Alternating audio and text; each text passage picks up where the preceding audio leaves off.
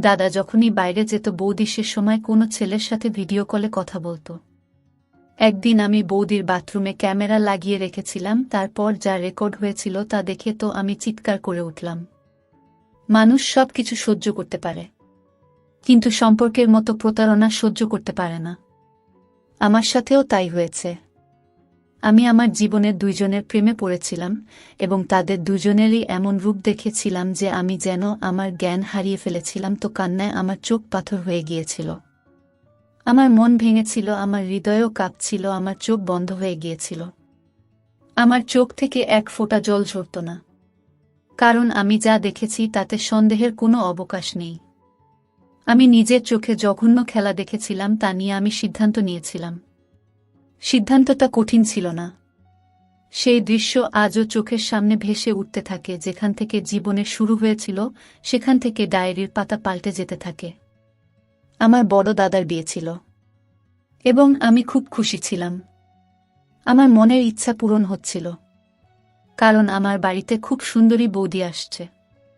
কাজলি বৌদি দেখতে লাখে একজন ছিল, মোমের পুতুলের মতো। সত্যি কথা বলতে কি, আমি বৌদির প্রেমে পড়েছিলাম। আমি আমার বৌদিকে পছন্দ করেছিলাম। আমার বন্ধুর বোনের বিয়েতে তাকে আমি প্রথম দেখেছিলাম। সে তার বোনের বন্ধু ছিল। আমি আমার বন্ধুর বোনকে বৌদির সম্পর্কে জিজ্ঞাসা করলাম।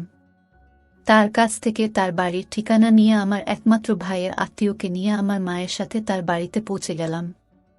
মনে মনে ঈশ্বরের কাছে প্রার্থনা করেছিলাম যে এই সম্পর্কটি নিশ্চিত হোক। আমার ভাই খুব ভালো ছিল। আমাদের বাড়ির অবস্থা ওদের থেকে ভালো ছিল। সবকিছু ঠিকঠাকই চলছিল এবং আজ রাতে কাজলি বৌদি আমার দাদার ঘরে বসে, যে কিনা আমার বৌদি হয়ে দাঁড়িয়েছিল। আমি যত খুশি হয়েছিলাম ততই যেন কম। দাদার বিয়ের সব ইচ্ছে পূরণ করেছিলাম। আমার দাদা আজ খুব খুশি ছিল, এবং কেন সে খুশি হবে না? তার মনের ইচ্ছা পূরণ হলো। বৌদির ফটো দেখার সাথে সাথে দাদা আমাকে হ্যাঁ বলল। আর সুমন, তুমি তোমার উঠোনে চাঁদের টুকরো সাজানোর চেষ্টা করছো। আমার বৌদি ছিল লাখে একজন।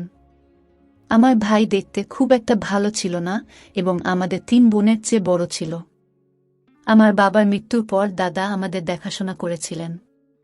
আমার বড় 2 বোনের বিয়ে দেওয়ার ব্যাপারে তার বয়সও প্রায় 40 বছর হয়ে গিয়েছিল এবং আমার বৌদির বয়স ছিল 20 বছর। আমার বড় বোন আমার বৌদিকে তার ঘরে বসিয়ে তার বাড়ি চলে গেল। আমরা সবাই বিয়ের অনুষ্ঠানের জন্য ক্লান্ত ছিলাম বলে ঘুমিয়ে পড়েছিলাম। আমি যখন জল খেতে বের হলাম তখন দাদাকে হলঘরের সবাই ঘুমোতে দেখে চমকে উঠলাম। দাদা হলঘরে কেন ঘুমাচ্ছিল? ভাবলাম দাদাকে জাগায়, কিন্তু তারপর ভাবলাম ভুল। আমি জল খেয়ে আমার ঘরে গেলাম, কিন্তু আমার চোখ থেকে ঘুম চলে গেল। রাতে দাদা খুব খুশি হয়ে নিজের ঘরে গেল। এই জিনিসটা বুঝতে পারলাম না। তারপর আমি ভাবলাম হয়তো যা ভাবছি আমি সেটা সেরকম নয়। আমি মাথা নেড়ে ঘুমানোর চেষ্টা করলাম, কিন্তু আমি যখন সকাল 9টায় উঠে বাইরে আসি তখন আমার দাদা আমার মায়ের সাথে বসেছিল। তারা কি কথা বলছিল কি জানি, আমাকে দেখে তিনি চুপ হয়ে গেলেন। তার মুখে কষ্ট ছিল। রাতে আমার ভাইয়ের মুখে যে খুশি ছিল এখন তার মুখে আর সেটা নেই। মা আমাকে দেখে বলতে লাগলো, যাও সকালের খাবার বানাও। আমি রান্নাঘরে গেলে দাদা আর মা আবার কথা শুরু করে দিল। আমার সমস্ত মনোযোগ তাদের কথায় ছিল, কিন্তু তাদের কথা আমার কানে পৌঁছতে পারছিল না। সকাল 10টায় আমি টেবিলে জলখাবার রেখেছিলাম, আর সেই সময় কাজলি বৌদিও রেডি হয়ে ঘর থেকে বের হয়েছিল। তার চোখ ফুলে গেছে, যেন সারা রাত কেঁদেছেন। কিছুই বুঝতে পারছি না কেন চুপ করে আছে সে, বরং সবার সাথে তো তার খুশি হয়ে কথা বলা উচিত ছিল। বৌদি ঠিকমতো খাবার না খেয়ে নিজের ঘরে চলে গেল। রিসেপশনে বৌদির মুখটা আমি খেয়াল করেছিলাম, বৌদি একবারও হাসেনি। সেদিন মায়ের মন মেজাজও খারাপ মনে হচ্ছিল। মা বাড়ি ঢুকতে দাদার ঘরে চলে গেল।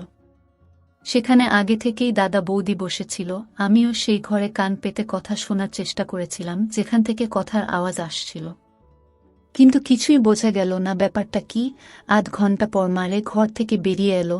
মা আমাকে ঘরের আশেপাশে হাঁটতে দেখে আমার উপরে খুব রেগে গেল যে আমি কেন গোয়েন্দাগিরি করছি। মা বলতে শুরু করলো যে তুমি এখানে দাঁড়িয়ে কথা শোনার চেষ্টা করছো, নিজের ঘরের ভিতরে যাও।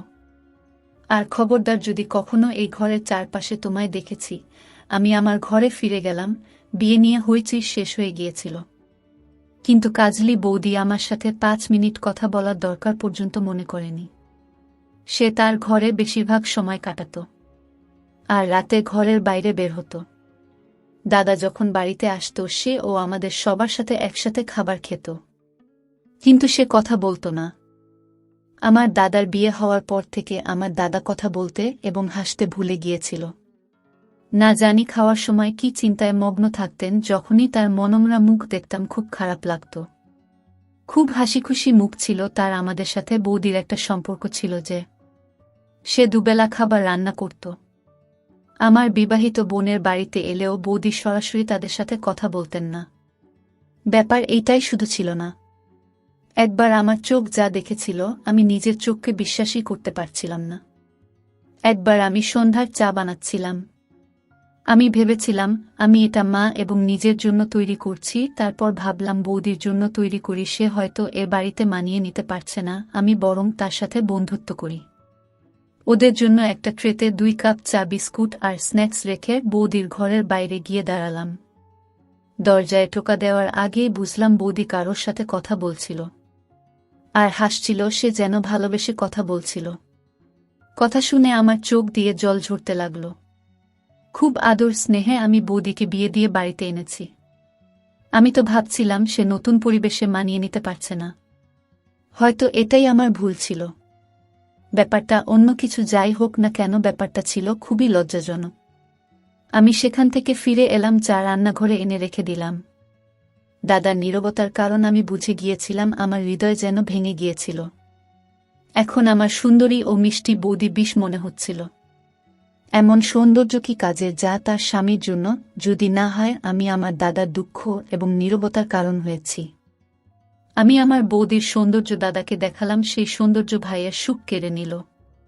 ভাবলাম আমি নিজে এখন আমার বৌদির সাথে কথা বলবো। আমি আমার বৌদির সাথে কথা বলতে চাইলে সে রাগ করে বলতে থাকে। আমার অসহায়ত্ব ছিল শুধু। আমার বাবার উপার্জন নইলে তোমার দাদার মতো কাউকে আমি মুখ তুলে দেখতাম না। যদি নিজের দাদার সাথে কখনো আমাকে তুলনা করো তবে তুমি বুঝতে পারবে যে সে কতটা কুৎসিত। বৌদির মুখ থেকে সব শুনে আমি তার ঘর থেকে বেরিয়ে এলাম। আমার দাদার হতাশার কারণ বৌদির এমন কথাও হতে পারে। আমি আমার দাদার সাথে চোখে চোখ পর্যন্ত রাখতে পারতাম না লজ্জায়। আমি আমার বৌদির সাথে আর কথা বলিনি, আর তখন থেকেই আমার বিয়ের কথা শুরু হয়েছিল। সম্বন্ধটা ভালোই ছিল, তাই দেরি না করে আমার মা বাবা সেটা মেনে নিলেন। কিন্তু বিয়েটা হবে 6 মাস পরে হবার কথা হলো। বিকাশ তখনও ছোট ছেলে। আমার বাগদানের দিন আমার বৌদি খুব ভালোভাবে তৈরি হল। পুরো পরিবারের সামনে তাকে খুব খুশি দেখাচ্ছিল। মনে হচ্ছিল যেন সে বাড়ির সমস্ত কাজ সামলেছে আর আমার দাদার সাথে খুব ভালো আছে। এই মহিলার ব্যবহার সত্যি আশ্চর্যজনক ছিল। আমি বিকাশের সাথে বাগদান করেছিলাম। রাতে ঘুমানোর সময় বারবার মনে হলো ঘরের মধ্যে কেউ কথা বলছে। আমি উঠে বসলাম। দরজাটা একটু খুলে দেখে আমি তো অবাক হয়ে গেলাম। দেখলাম আমার বৌদি ভিডিও কলে কারো সাথে মৃদু স্বরে কথা বলছিল। সেখানে বাল্ব জ্বলছিল আর সে হাসতে হাসতে কারো সাথে কথা বলছিল।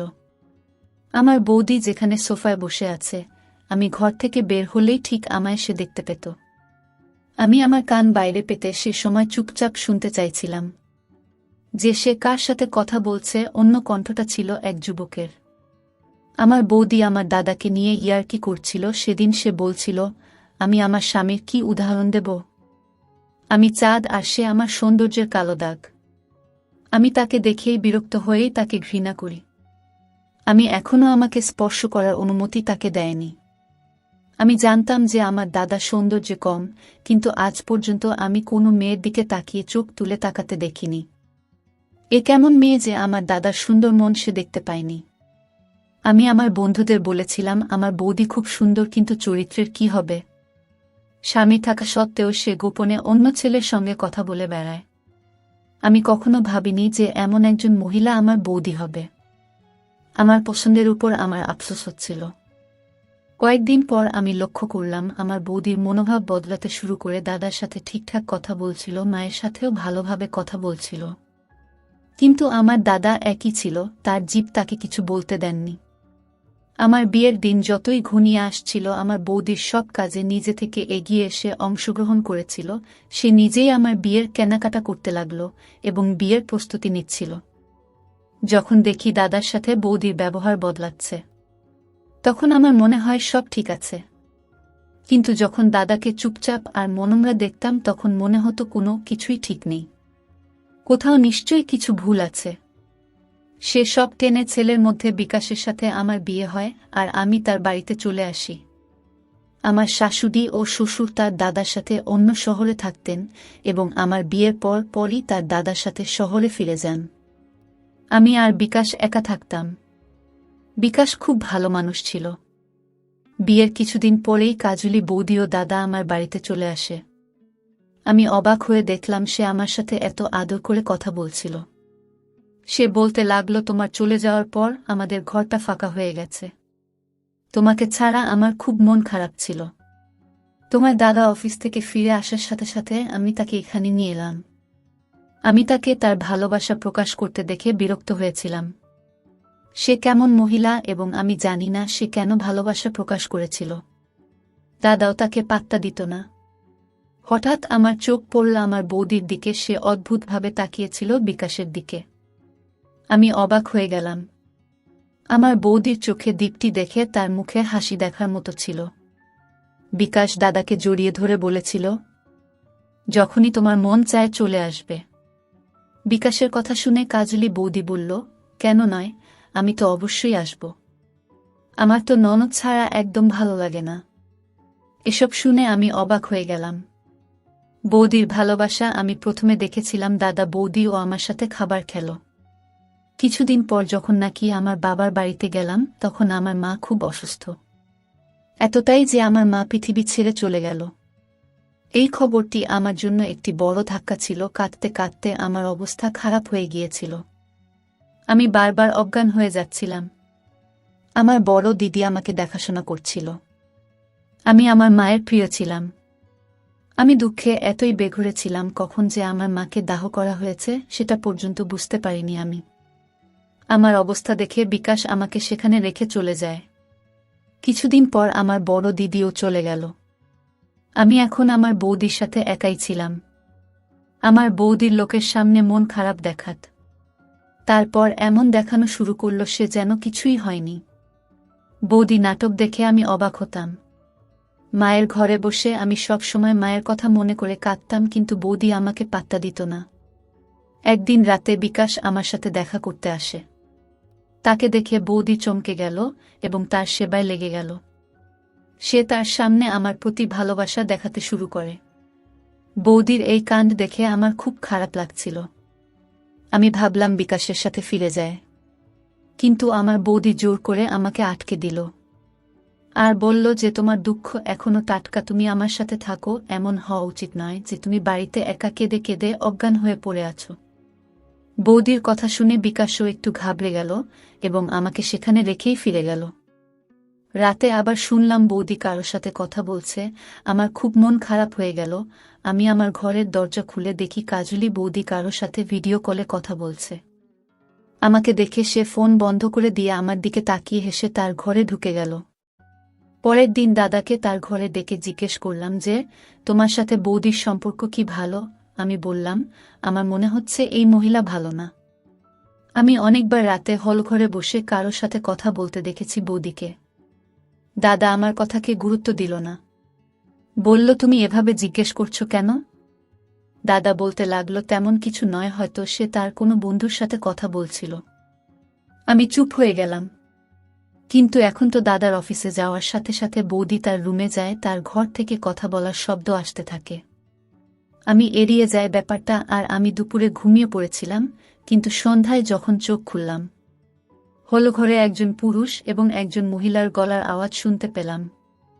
আমি যখন ঘর থেকে বের হলাম তখন আমার বৌদি হাসতে হাসতে বিকাশের সাথে কথা বলছিল এবং তার সাথে সোফায় বসেছিল। আমাকে দেখেই বিকাশের মুখ ফ্যাকাশে হয়ে গিয়েছিল। তখনও ওখান থেকে তাড়াতাড়ি উঠে আমার কাছে এসে দাঁড়াল, কিন্তু আমার বৌদির মুখে অদ্ভুত হাসি ছিল। বৌদি বলল, বিকাশ আমায় নিতে এসেছে, কিন্তু আমার মনে হলো যেন আমার সে মিথ্যা বলছে। আমি বললাম, ঠিক আছে দাদা, অফিস থেকে আসুক, দেখা করি, তারপর চলে যাব। এবার বৌদি রান্নাঘরে গেল। সেই দিনই আবহাওয়া বিগড়ে গিয়ে হঠাৎ এত বৃষ্টি হলো।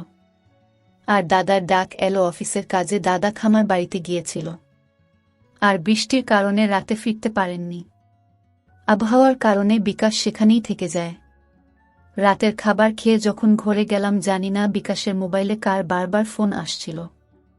বিকাশ বারবার কল ডিসকানেক্টেড করছিল। আমি জিজ্ঞেস করলাম কার কল। সে বলল, আমার একটা বন্ধু বারবার ফোন করছে। তারপর তার মোবাইল ভাইব্রেট করে টেবিলে রেখে দিল। তারপর কথা বলতে বলতে আমি ঘুমিয়ে পড়লাম, কিন্তু যখন চোখ খুললাম তখন আমার পাশে জায়গাটা ফাঁকা। বিকাশ আমার পাশে ছিল না। আমি উঠে বসলাম। আমি ভাবতে লাগলাম যে এই সময় বিকাশ কোথায় যেতে পারে। বাইরে তখনও বজ্রপাতের আওয়াজ শোনা যাচ্ছিল, তখনও বৃষ্টি হচ্ছিল। আমি ঘর থেকে বেরিয়ে এলাম। আমার মনটা যেন কেউ মুঠোয় চেপে ধরেছে মনে হলো, কারণ বৌদির ঘর থেকে আওয়াজ আসছিল। আমি ঘরের দরজা অবধি গেলাম। ঘরের মধ্যে তাদের দুজনের মধ্যে যেন কথা হচ্ছে। আমি যা শুনতে পেলাম তাতে আমার মাথা ঘুরে গেল। আমার মনে হচ্ছিল যে আমি সবকিছু হারিয়ে ফেলেছি। আমার বৌদির ঘরে আমার স্বামী। আমি আমার ঘরে ফিরে গেলাম। আমার চোখ যেন পাথর হয়ে গিয়েছিল। আমি এক ফোঁটা চোখের জল ফেলেনি। তখন আমার এমন একটা প্রমাণ দরকার ছিল যেটা আমি সবার সামনে আনতে পারব। আর আমি তখন আমার ভবিষ্যৎ নিয়ে ভাবছিলাম। আর ঠিক তখনই মোবাইলে একটা মিস কল আসলো। যখন আমি মোবাইলটা হাতে ধরলাম, দেখলাম তখন ওর এক বন্ধুর কল আসে, যেটা ততক্ষণে কেটে যায়। কিন্তু মোবাইলে নেট ডেটা অন ছিল। হোয়াটসঅ্যাপে ভিডিও কলে যখন নম্বরটি দেখলাম, আমি তো পুরো অবাক হয়ে গিয়েছিলাম। আমি যখন সেখানকার চ্যাটগুলো সব পড়েছিলাম, তখন আমার মাথার উপর যেন আকাশ ভেঙে পড়েছিল। কিন্তু আমি প্রমাণ চেয়েছিলাম যাতে আমি আমার স্বামী এবং বৌদির জঘন্য রূপ সবার সামনে আনতে পারি। এদিকে বৃষ্টি থামার নামই নিচ্ছিল না। দাদার ফোন এলো, বলল যে বৃষ্টি না থামলে আমার আসা সম্ভব না। বিকাশ ফিরে যেতে চাইলে আমি তাকে বাধা দিয়েছিলাম, কারণ এখন আমাকে প্রমাণ সংগ্রহ করতে হবে। বিকাশ বলতে লাগল, আমার পক্ষে দিনে যাওয়া সহজ, কিন্তু রাতে যেতে পারবো না। আমি বললাম, বাড়ি গিয়ে তোমার মন খারাপ হবে, তাই আজ এখানেই থাকো। বিকাশ আমার কথায় রাজি হল। বৌদি রান্নাঘরে রান্না করতে গেলে আমি তার ঘরে গিয়ে বাথরুমের আলোতে আমার ক্যামেরা লাগাই। কিন্তু ক্যামেরার ফোকাস ঘরের দিকেই ছিল। ওই ঘর থেকে আমি বেরিয়ে এলাম। রাত্রে বিকাশ আবার ঘরে ছিল না। কিন্তু এবার আমি ঘরের বাইরে আর যাইনি, কারণ আমি আর তাকাতে সাহস পাইনি। আগে কাজলি বৌদিকে আমি অনেক ভালোবাসতাম, কিন্তু সে কুকর্ম বের হলো। তারপরে আমার স্বামী বিকাশকেও ভালোবাসি, কিন্তু সেও খারাপ চরিত্রের। সকালে ঘুম থেকে উঠে ক্যামেরা দেখে চমকে উঠলাম। সেই ভিডিওতে দেখা যায় আমার বৌদি তার ঘরে অন্য একজনের সাথে কথা বলছিল। আমার বৌদির যদি অন্য কারো সাথে পরকীয়া থাকে, তাহলে বিকাশ এত রাতে কোথায় উধাও হয়ে যায়? ওই রাতে যে কথাগুলো শুনছিলাম সেটা বিকাশের আওয়াজ ছিল না। ঘরে গিয়ে আমার বরকে জাগিয়ে দিলাম। ওকে জিজ্ঞেস করতে লাগলাম যে রাতে সে কোথায় যায়। প্রথমে ও আমার দিকে তাকিয়েছিল বেশ কিছুক্ষণ, তারপর বলল যে ও একটি এজেন্সির সদস্য, তাই তাকে ঝড়ের রাতে ডিউটিতে যেতে হয় এবং এটাও সবাইকে বলতে পারে না। আমার ভাই কাছ থেকে বাড়ি ফিরে এলে আমি তাকে সেই ভিডিওটি দেখাই। আমার দাদা আমার বৌদিকে এরপর ডিভোর্স দিয়ে দিয়েছিল, কারণ তখন তার কাছে ওই মহিলার নোংরামি প্রমাণ ছিল। আমার ভাই এর দ্বিতীয় বিয়ে হয়েছিল একটি শালীন চেহারার মেয়ের সাথে, যে তাকে খুব ভালোবাসে এবং তাকে সম্মান করে। শোনা গেছে যে কাজলি বৌদি আর বিয়ে করেনি, ওই লোকটা ও কাজলি বৌদির সঙ্গে প্রতারণা করেছিল। তো বন্ধুরা, আজকের গল্পটি এখানেই শেষ করছি। আর আপনারা যারা এই চ্যানেলটি নতুন দর্শক, তারা চ্যানেলটি সাবস্ক্রাইব করে আমাদের সাথে থাকবেন। দেখা হচ্ছে আগামীকালের নতুন ভিডিওতে, ততক্ষণ ভালো থাকবেন।